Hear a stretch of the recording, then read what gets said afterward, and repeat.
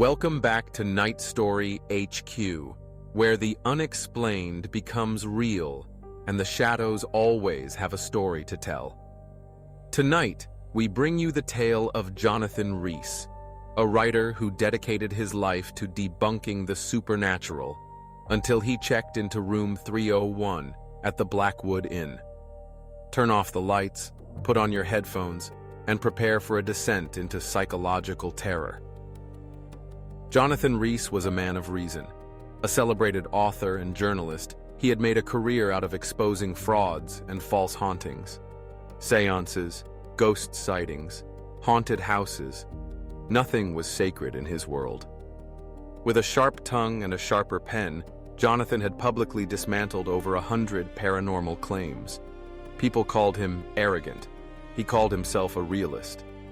So when he heard whispers of a supposedly haunted room in a forgotten hotel nestled deep in Vermont, his curiosity flared. The Blackwood Inn, room 301. According to local legend, no guest had lasted a full night in that room in over 2 decades. Strange noises, nightmares, disappearances, madness. Jonathan couldn't resist. He arrived on a foggy October afternoon. The town was small, barely a blip on the map, and the locals eyed him with a quiet unease. At a gas station, when he mentioned he'd be staying at Blackwood, the attendant froze. "You're not talking about room 301, are you?" Jonathan smirked. "That's the one."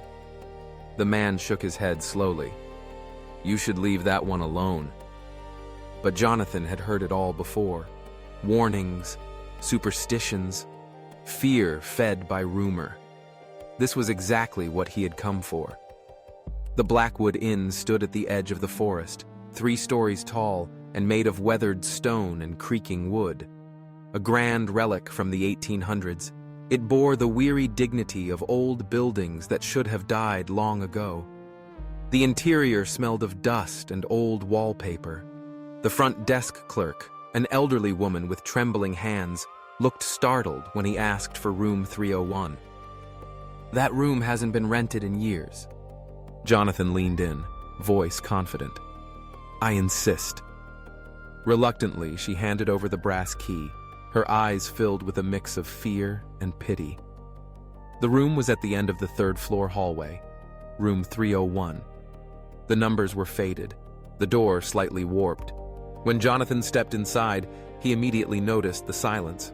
Not just quiet, but an absence of sound so deep it felt unnatural. The room was old but clean. A large bed sat in the center, flanked by antique nightstands. A wooden dresser, a writing desk, and a tall, cracked mirror completed the decor. He set up his laptop and began taking notes, documenting the nothingness he experienced so far. That night, the unease began. He awoke at 2:13 a.m. to a soft knocking. Not at the door, on the wall. Slow, rhythmic. 3 knocks. Then silence. He froze, listening. It came again, this time from the opposite wall. Knock, knock, knock.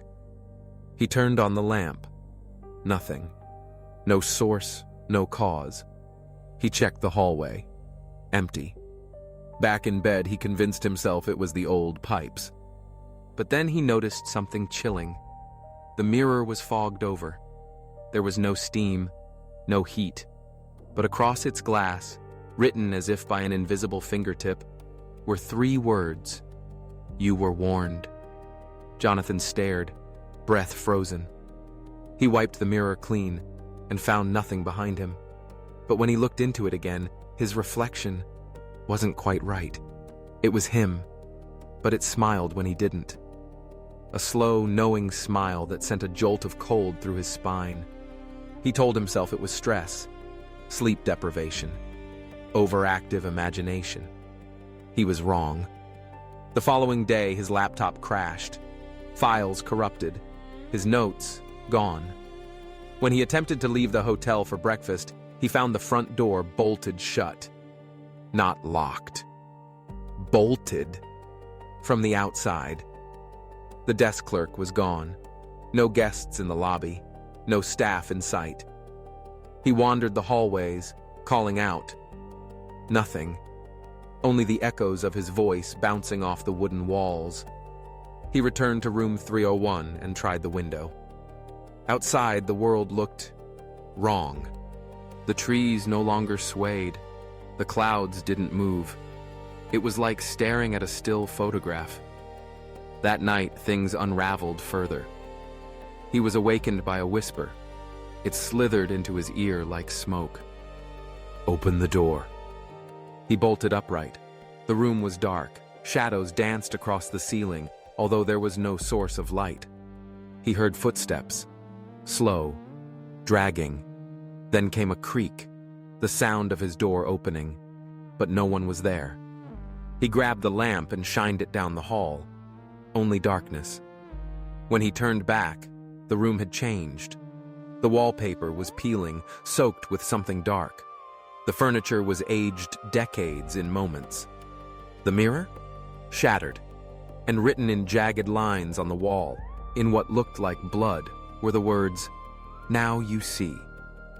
Panicked, he tried to flee, but the hallway twisted.